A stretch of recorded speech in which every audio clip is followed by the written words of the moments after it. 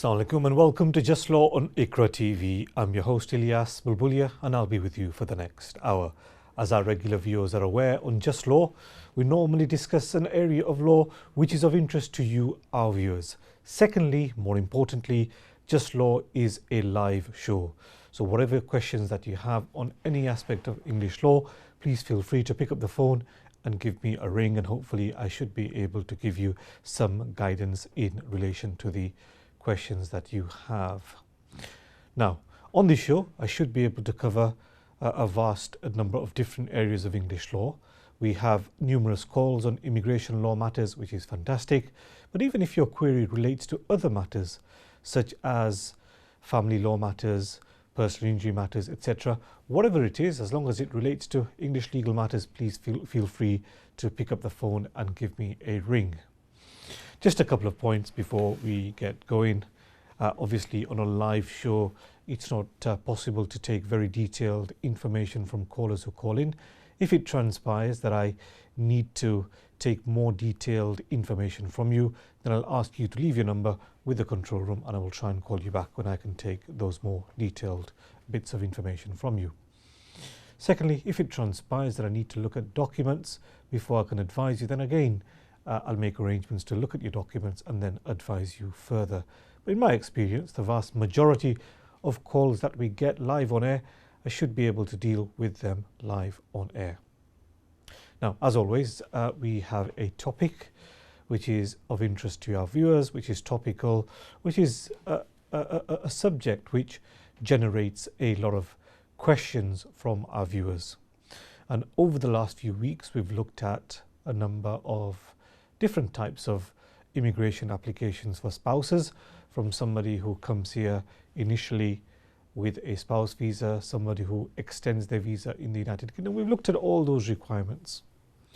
What I want to do today is look at the situation where somebody who's been here for a while and wants to consider becoming a British citizen. How can they go about becoming a British citizen?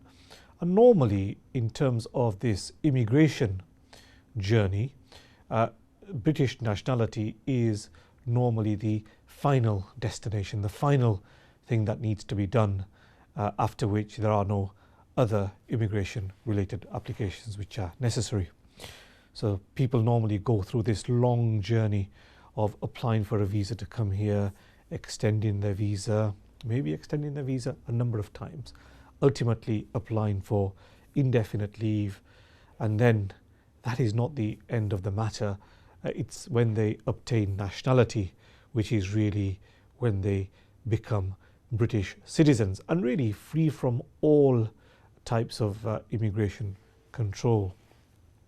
Now, before we look at the specific requirements that need to be fulfilled in order to make a nationality application, let's just look at what the advantage is of applying for and obtaining British nationality over and above somebody who just has indefinite leave. So on the one hand, you may have somebody who's managed to acquire indefinite leave to remain in the United Kingdom. Why should they be spending money and really applying and gaining British citizenship? Well, the first thing is that although indefinite leave to remain in the United Kingdom is a valuable status to have, and we shouldn't underplay that, it is a very valuable status to have, there are some limitations with that immigration status. For example, if somebody with indefinite leave to remain in the United Kingdom was to leave the United Kingdom, they could potentially lose that indefinite leave to remain status if for some reason they were to stay away from the United Kingdom for a period of 2 years. So although indefinite leave to remain appears to be quite a concrete type of status, you can potentially lose it by staying out of the country for 2 years. That's one big disadvantage.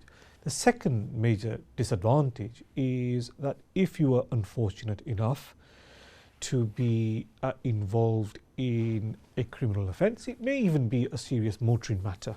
Doesn't necessarily have to be what we view as serious criminal offences, such as dishonesty offences or such like. It may be simply a serious motoring matter where you're involved in an accident which results in a custodial sentence. There is always a risk that if you only have indefinite leave to remain and you have been convicted of an offence for which you've received a custodial sentence, you are at risk of being removed from the United Kingdom. Whereas if you have British nationality, then that is highly, highly unlikely to happen.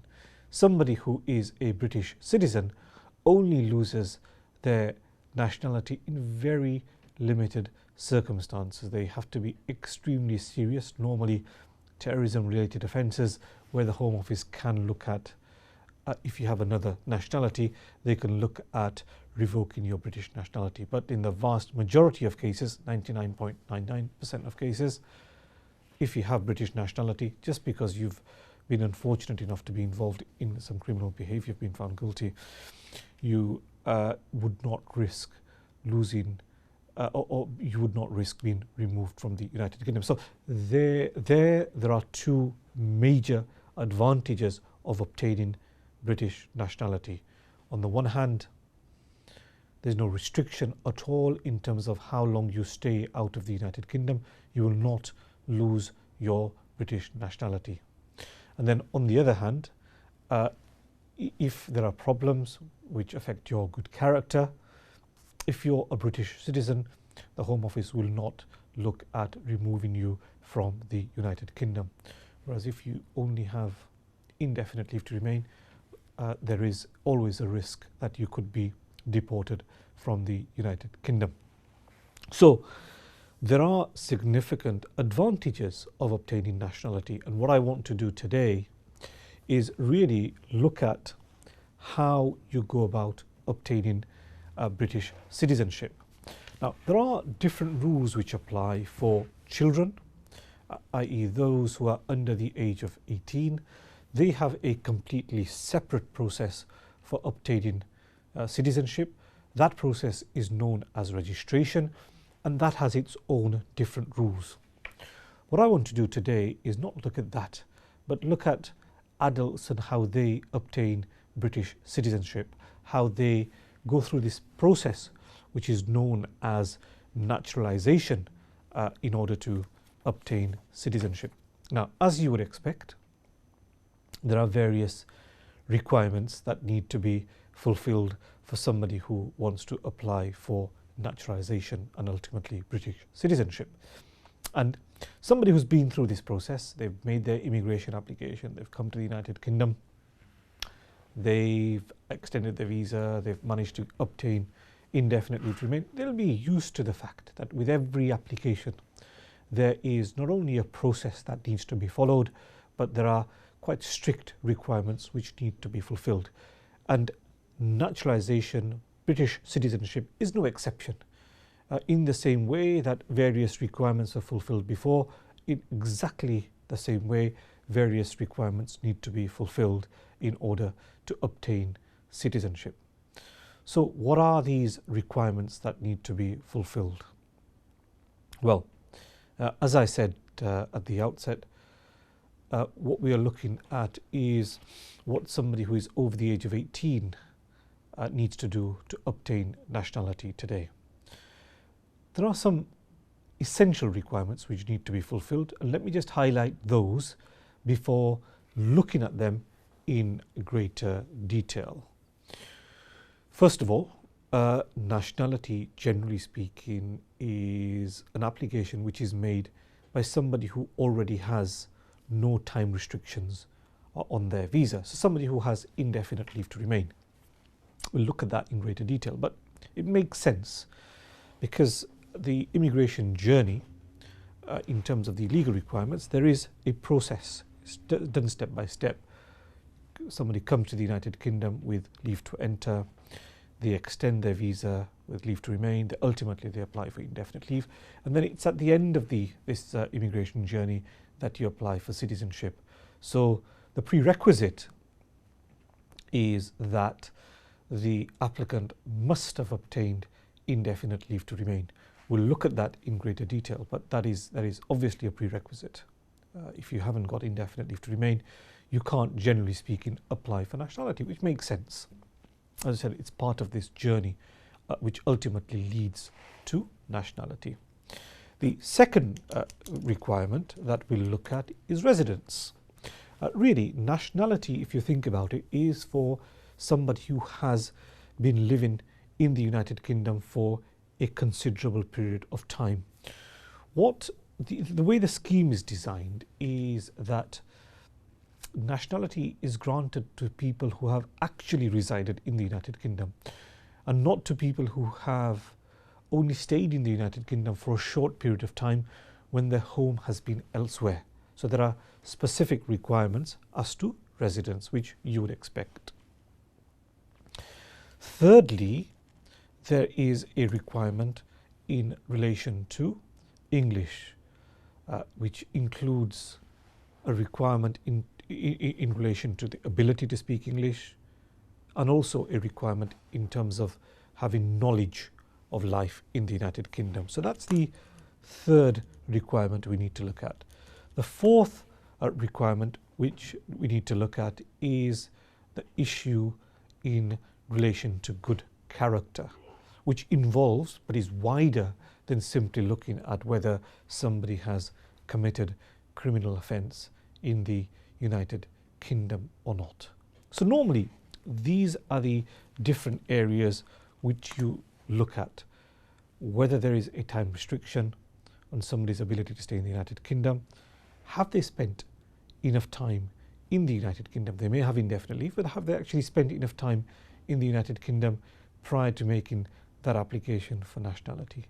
Then we need to look at person's English language ability, and then ultimately good character. So essentially those are the four areas, and there's a very helpful guide on the Home Office website which deals with those areas. Let's look at the first point which I've mentioned, which is that you must have indefinite leave to remain in the United Kingdom. Now that's normally fairly obvious. Somebody who's come to the United Kingdom with a spouse visa will ultimately, after obtaining their extensions, will ultimately apply for indefinite leave to remain. So that's fairly straightforward. There may be people who are here under different categories. For somebody might be here, for example, on a work permit, a Tier 2 general visa. Once they've completed 5 years in the United Kingdom, they are also eligible to apply for indefinite leave to remain. Somebody might be here as a student, but they've managed to complete 10 years of legal residence in the United Kingdom. Somebody might be here on a human rights type of visa.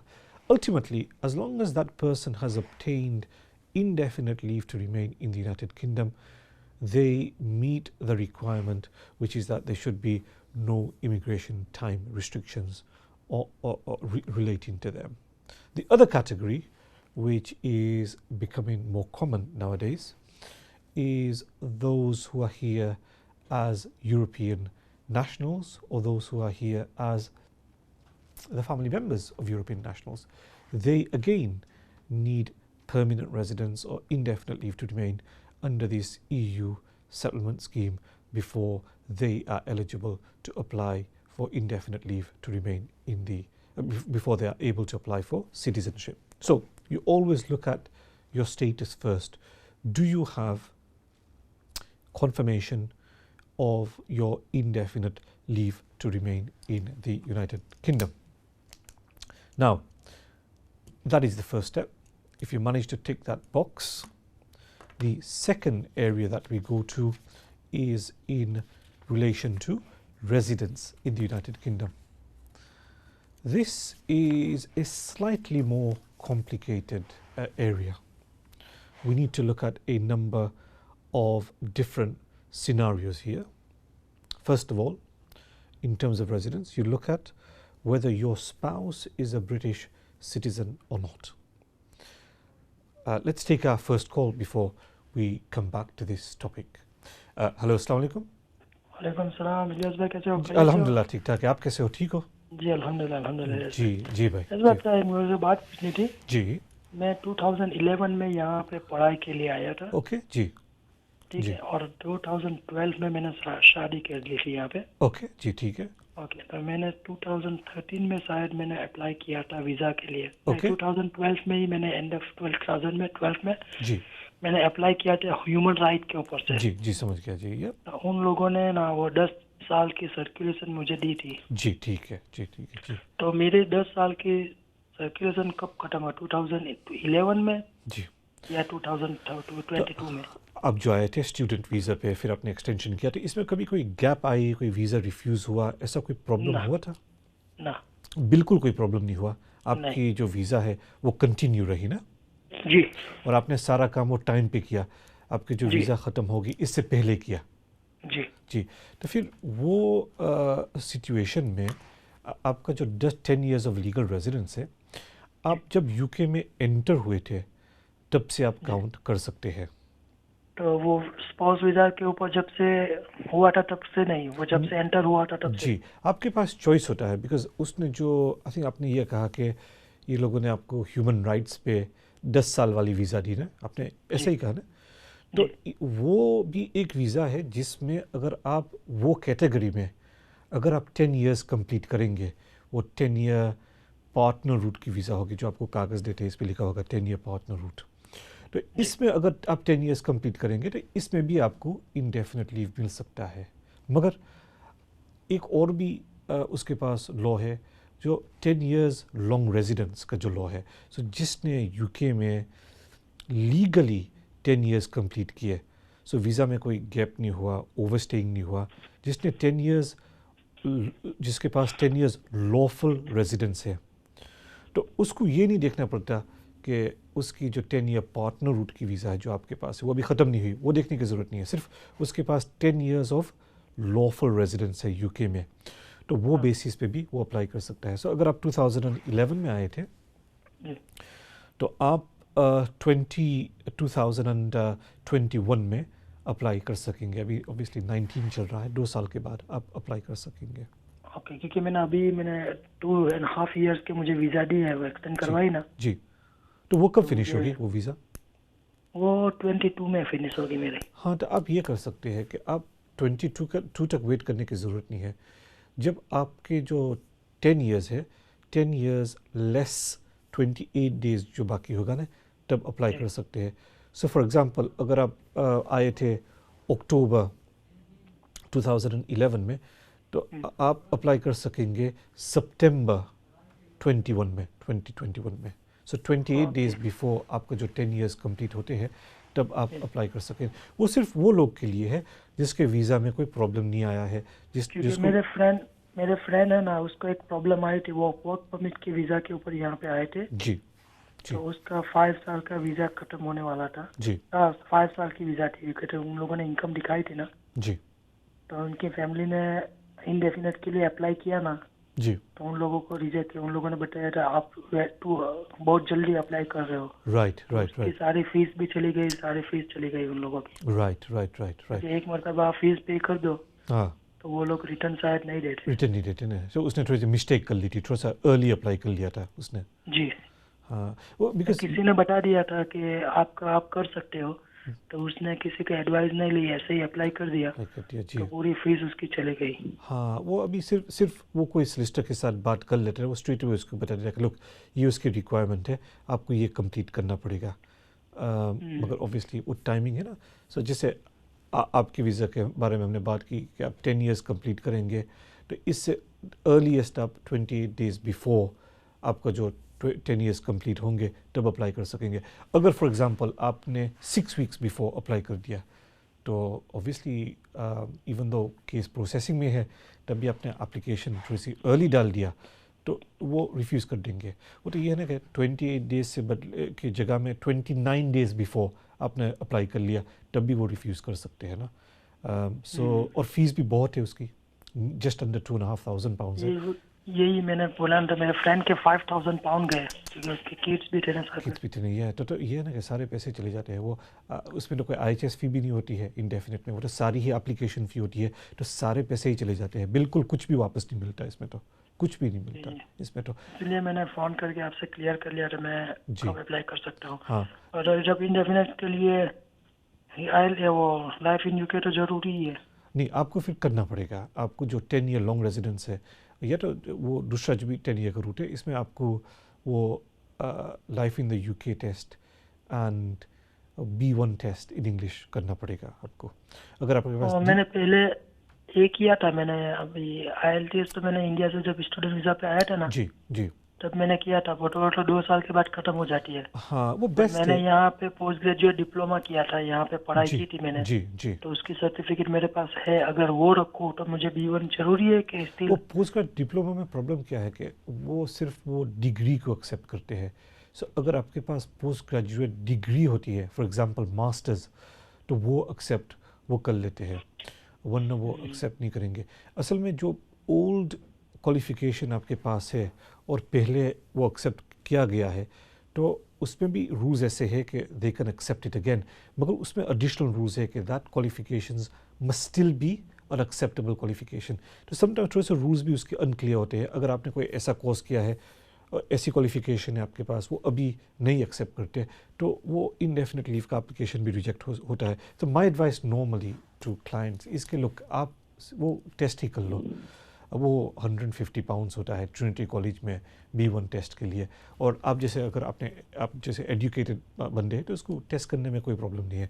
Better कि 150 pound का test कर लो, risk लेने से बेहतर वही है जी के लिए। तो वो अभी मैं दे दूँ क्योंकि मैं 2 साल के बाद में अप्लाई होऊंगा इंडेफिनेट के लिए, जी तो अभी B1 की एग्ज़ाम दे दूँ, हाँ जी तो कब तक वो वैलिड जी कहलाती है, वैलिड जी कब तक होती उसकी वैलिडिटी 2 इयर्स की है ना, सो इंग्लिश और 2 साल की की? जी 2 इयर्स नॉट 2 इयर्स या, सो इंग्लिश का जो क्वालिफिकेशन है इसमें वैलिडिटी इज़ 2 इयर्स। अगर आप life in the UK test करते हैं, इसमें कोई टाइम रिस्ट्रिक्शन नहीं है, it's valid for ever. So ये 2 डिफरेंट थिंग्स है ना। B1 टेस्ट में वैलिडिटी है 2 इयर्स की, life in the UK test की कोई एक्सपायरी डेट नहीं है, वो फॉर एवर। B1 में तो फेस टू फेस इंटरव्यू ही होता है ना, वो तो राइटिंग ये तो नहीं होती? नहीं बिल्कुल नहीं, वो जो आप जो नेशनलिटी की जो B1 होती है, इसमें सिर्फ स्पीकिंग एंड लिसनिंग है। B1 एक और भी आती है जिसमें रीडिंग एंड राइटिंग भी होता है, मगर नेशनलिटी के लिए सिर्फ स्पीकिंग एंड लिसनिंग करना पड़ता है, मतलब सिर्फ आपको रफली 5-10 मिनट्स के लिए वो बात करते हैं। आपके लिए कोई प्रॉब्लम नहीं होगा इंशाल्लाह, आपके लिए तो कोई प्रॉब्लम नहीं। जी Jazakallah, thank you very much for your call. That takes us to our first break. We'll be back in the next few minutes. See you then.